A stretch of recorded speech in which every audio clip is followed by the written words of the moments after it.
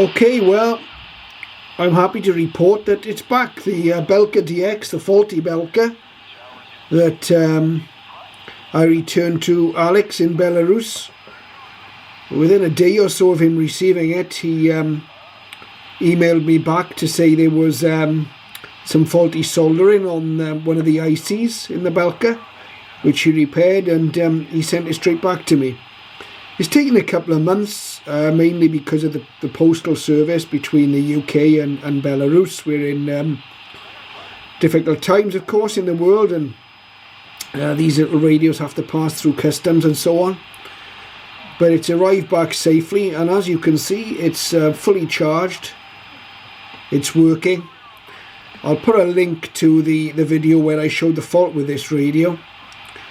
But basically, it acted as if the battery was discharged fully, and no amount of charging would bring it back to life. It basically wouldn't lock on.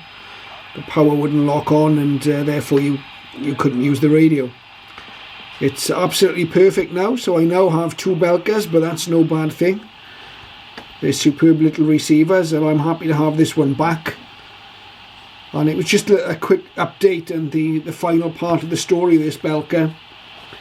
And a big shout out to Alex in Belarus, who sells these radios and makes these radios.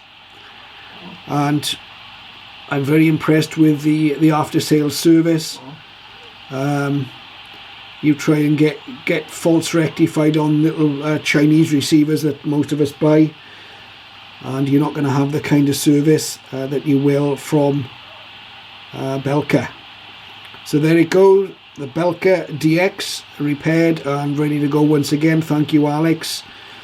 And if anyone's considering these radios, highly recommended.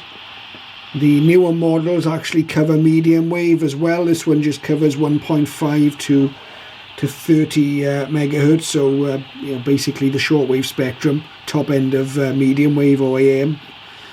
But the newer models now cover medium wave also. So another good reason to get one of these.